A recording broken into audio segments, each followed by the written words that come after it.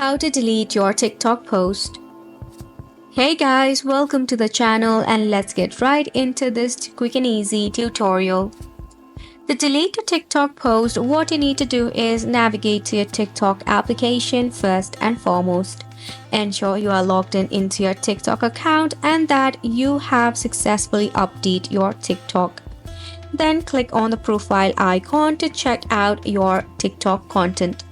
Now for an example, if I wish to delete this particular content, basically what I need to do is navigate to the three dot icon that would be at the side of your TikTok video.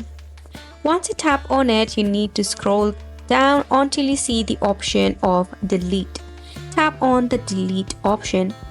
You will have two of the option, that is delete and re-edit, and if you wish to delete completely, just click on delete. However, you will still have 30 days to recover your TikTok video if you change your mind. Tap on the delete option to delete the content from your TikTok feed.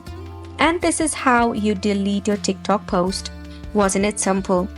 Make sure to go ahead and give this a try. Hopefully this was helpful to you. Thank you so much for tuning in.